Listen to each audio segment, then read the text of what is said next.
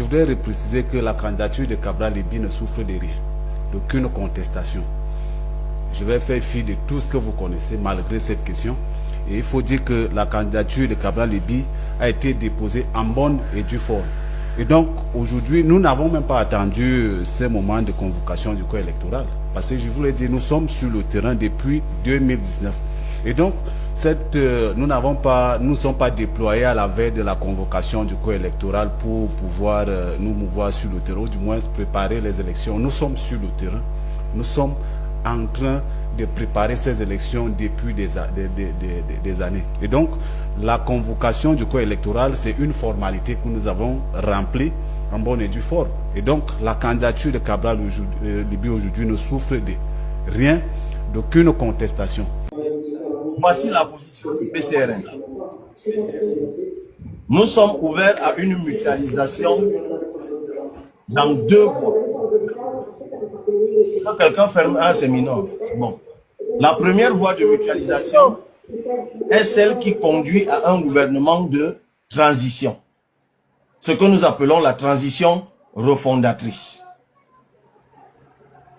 Ça veut dire que je suis prêt à engager le PCRN dans une dynamique avec plusieurs partis politiques. Et je suis prêt dans cette dynamique à m'effacer au profit d'un autre candidat dans un objectif clair. Celui-ci, nous gagnons les élections, nous disons au peuple de voter pour nous. Si ce peuple vote pour nous, voici les engagements que nous prenons. Même si le peuple nous a voté pour 7 ans, nous allons gouverner pendant 3 ans maximum. Et pendant ces 3 ans maximum, voici ce que nous allons faire. Nous allons faire l'audit du pays, l'audit économique, l'audit politique. Nous allons revisiter l'histoire de notre pays pour qu'enfin il y ait un consensus sur le narratif historique de notre pays. Troisième chose, nous allons réécrire ensemble, à l'issue des assises nationales de réconciliation, une constitution et un code électoral. Une fois que nous avons fini de faire ça, nous organisons des élections équitables et nous donnons la possibilité aux Camerounais de se choisir le candidat de leur choix. Voilà la première issue. Si nous n'arrivons pas à trouver d'autres partenaires politiques pour cette issue, nous avons une deuxième issue, pas une troisième. Une deuxième issue de coalition. Et celle-là, nous ne l'inventons pas. Elle a fait ses preuves il y a moins d'1 an dans un pays que nous admirons tous, qui est le Sénégal. La coalition Diomaye président. C'était quoi la coalition Diomaye président et qui inspire la coalition Cabral président? C'est que nous réunissons autour de notre candidature autant de partis politiques et d'organisations de la société civile qui partagent notre projet. Et avec qui ou avec lesquels nous sommes en mesure d'élaborer un projet commun qui pourrait d'ailleurs nous pousser, nous, à abandonner sur le coup certains aspects de notre projet. Parce que dès que vous entrez en concertation avec les autres, il y a des choses que vous devez abandonner et d'autres que vous devez accepter. Donc, et nous faisons donc une coalition à ce propos. Sachez, cher monsieur, que cette coalition peut gagner. Au Sénégal, il y avait 17 candidats à l'élection présidentielle. Je dis bien 17. Et un des 17 candidats a gagné l'élection présidentielle au Sénégal au premier tour. Pas au second, au premier tour. 17 candidats. À plus de 50%. Ça veut dire que le même schéma peut être appliqué au Cameroun où on n'a qu'une élection à un tour et à un seul tour comme au Sénégal qui a gagné au premier tour, une coalition autour d'un candidat peut gagner au premier tour. Ça dépend de la mobilisation populaire, ça dépend de la participation populaire. J'espère que vous qui me parlez aujourd'hui, me demandez de me mettre avec les autres, c'est bien, vous relayez une attente pressante du peuple, mais j'espère que vous faites la même chose dans votre entourage pour dire aux gens de s'inscrire sur les listes électorales et aussi le moment venu de se préparer à participer bénévolement à la surveillance du vote. Parce qu'il s'agit d'une histoire commune, d'une aventure commune. Et je reviens pour finir sur le cas du Sénégal. Quand je dis qu'il y avait 17 candidats au Sénégal, n'allez pas croire que c'était des figurants comme on en a souvent eu au Cameroun. Il y avait parmi les 17, 3 anciens premiers ministres. 3 anciens premiers ministres qui étaient candidats contre Diomaye Faye, dont le sortant d'ailleurs Amadou Ba qui était premier ministre. 2 anciens ministres, monsieur, ils étaient candidats. Un député était candidat. Un ancien directeur général des douanes était candidat. 2 maires étaient candidats. L'ancien maire de Kaolack et l'ancien maire de Dakar. Une jeune dame brillantes dans les affaires étaient candidates. 2 professeurs titulaires d'université étaient candidats et sont chefs de département. Un ancien professeur, un ancien haut fonctionnaire du PNUD, qui a d'ailleurs exercé plusieurs fonctions à l'ONU, était candidat. On n'avait donc que des poids lourds.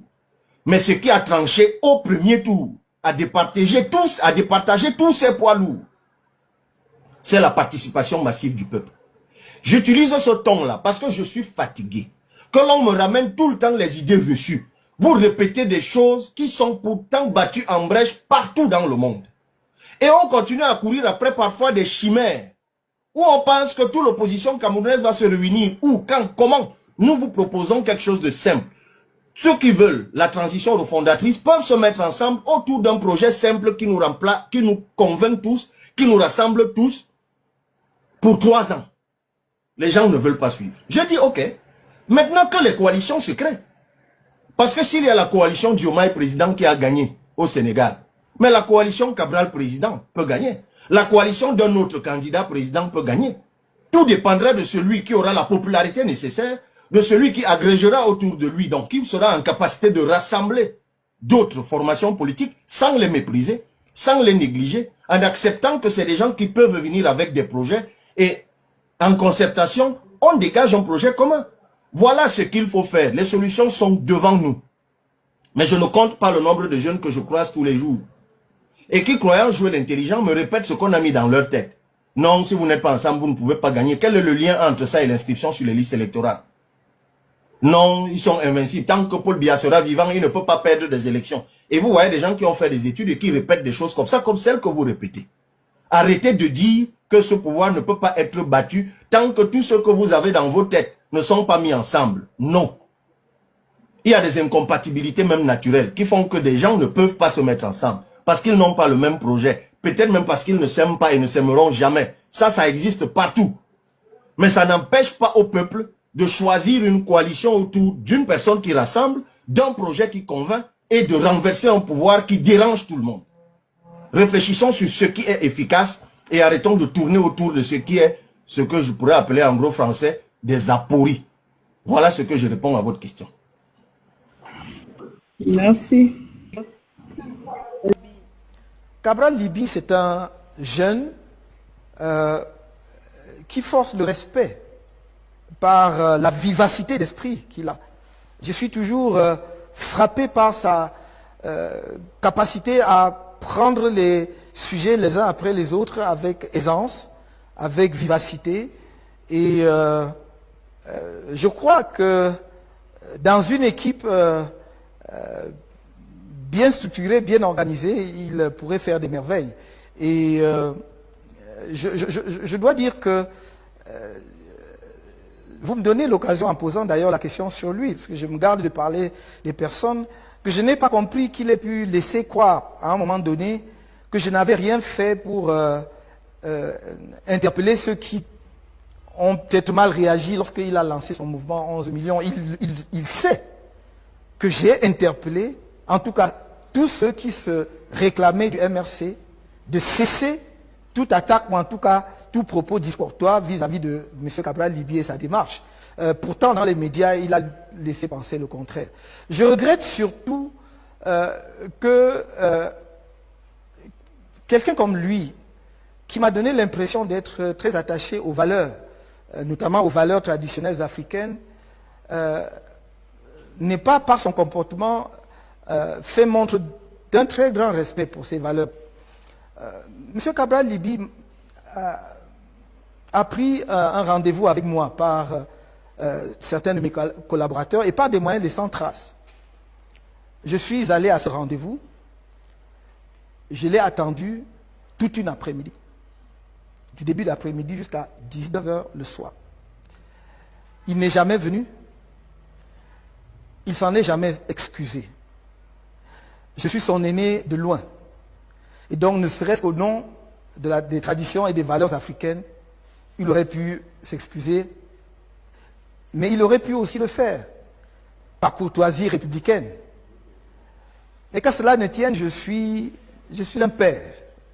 Et je me veux, dans cette élection, un rassembleur. C'est pourquoi la main tendue que j'ai adressées aux divers candidats de l'opposition restent tendues en direction de Cabral. Ma porte lui reste ouverte. Il y a eu des jeunes qui sont arrivés, beaucoup plus jeunes que moi. Vous connaissez sans doute l'honorable Nouran Foxing. Je pense que ce n'est pas forcément l'exemple à citer, mais si vous voulez. Ah non. En termes de jeunesse, elle est jeune, elle a été élue, elle s'est battue, elle a battu campagne admirablement. Mais si vous voulez qu'on vous pouvez avoir des choses à lui reprocher. Non, mais c'est une jeune dame qui a osé et qui a été élue. Et c'est une jeune dame qui a aussi malheureusement fait croire. Parce que vous allez me trouver devant vous. Ok, c'est aussi une jeune dame qui a malheureusement fait croire à beaucoup de jeunes qui, comme moi, au moment de son élection, croyaient en la jeunesse. Elle a finalement réussi à faire croire aux gens qu'être jeune, c'est avoir un handicap au Cameroun. Parce que ce sont pour certains actes qui, malheureusement, n'auraient peut-être pas été posés par des aînés. Je trouve quand même que c'est déplorable. Comme quoi? Elle nous a desservi. On ne peut pas être député de la nation et vendre les produits éclaircissants, par exemple. Oh non. Est-ce que vous trouvez ça normal? Non, vous allez me dire, oh non, parce que le slogan, c'était quand même... C'était quoi le nom exactement du truc? La Carteronne, je crois, le nom de son produit. Donc je pense quand même que c'était assez explicite. On ne peut pas faire plus. Madame, les produits éclaircissants, sont-ils légaux ou pas? Ils sont légaux. Mais ça va. Mais non, pas du tout, parce qu'il y a quand même une opposition entre la légalité et la morale, monsieur l'honorable. Les produits éclaircissants sont-ils immoraux? Bien sûr. Ah ouais. Bien sûr que les produits éclaircissants sont immoraux. Non, alors moi, on peut mourir de produits éclaircissants. Je fais la différence, alors que je suis bien noir, entre les produits éclaircissants et les produits décapants. Mais là, ce qu'on appelle un produit la carteronne, dans un pays qui est composé de personnes qui ont une teinte comme moi, c'est simplement dire aux jeunes que pour être une femme belle et acceptable, il faut être carteronne. Bon, les mots sont des mots, monsieur. Maintenant, c'est des nuances, j'avoue que je ne maîtrise pas forcément. Mais je sais qu'il y a une nette différence entre un produit qui éclaircit la peau et un produit qui décape la peau. Mais vous n'allez pas il y a là une nuance. Vous n'allez pas nous faire ça, monsieur. Non, je vous dis ce que je connais. Maintenant, je ne maîtrise pas tout. Mais ce que je sais aussi, puisque vous avez évoqué la question, c'est que lorsque cette affaire a éclaté, je l'ai appelé et nous sommes allés à la Nord. Nous sommes allés à la Nord, l'Agence nationale de la norme et de la qualité. Je suis allé leur demander quelles étaient les normes en terre camerounaise sur ce type de produit. Nous avons tous découvert ce jour-là qu'il n'y en avait pas.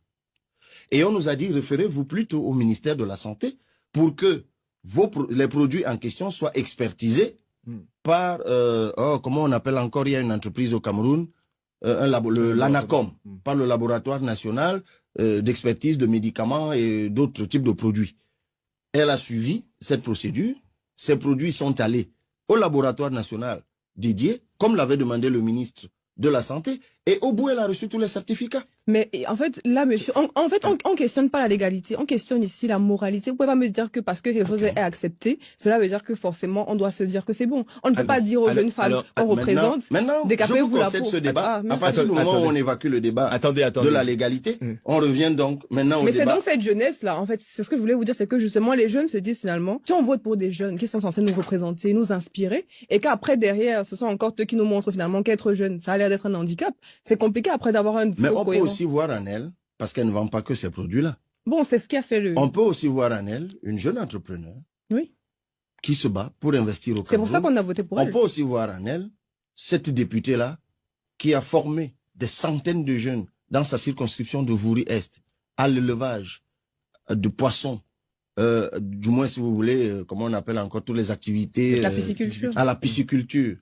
Vous verrez. Donc, alors monsieur, je pense que on peut vous concéder ce que vous avez vu, mais pour revenir au débat de base, aujourd'hui, dans les rangs du parti politique que je dirige, on a eu de jeunes maires dans des villes où on n'avait jamais eu des maires de cet âge-là et qui font des choses incroyables, y compris dans des villes qui n'étaient dirigées que par des élus du parti au pouvoir. Et il n'y a pas que le PCRN, le parti que je dirige dans ce cas-là. Vous avez vu que notre avènement en politique a provoqué même le rajeunissement du parti au pouvoir. Parce que les plus jeunes députés, n'allez pas croire, sont même du parti au pouvoir à l'Assemblée nationale. Donc, notre avènement en politique a fait que les jeunes... Des vocations. Sans vraiment me faire pousser des ailes et tout, mais je me dis, parce qu'il y a aussi des témoignages qui me parviennent, et il y a pas mal de jeunes que je croise ici ou là qui me disent, mais parce que vous avez osé, et qu'on a vu que vous n'êtes pas mort, et qu'on a vu que ça ne tue pas, et on s'est dit, mais c'est possible.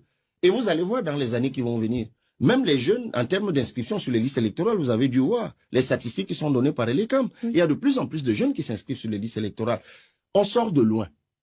Donc ça peut prendre du temps. Mais on avance quand même. Donc, Et c'est pour ça que je vous disais qu'on a passé le temps à faire croire aux jeunes que ce n'était pas possible. Et l'ordre gouvernant n'a pas facilité les choses. Parce que vous voyez bien l'âge des gens qui nous gouvernent. Ils sont là depuis une éternité, alors qu'ils sont arrivés à la fleur de l'âge. Effectivement. Et ils y sont restés, donnant donc justement l'impression aux jeunes que ces choses-là, c'est les choses des autres. Vous savez, bon, vous m'arrêtez quand vous voulez. Oui, alors juste 2 secondes, monsieur Kama. C'est vous qui m'avez dit ça.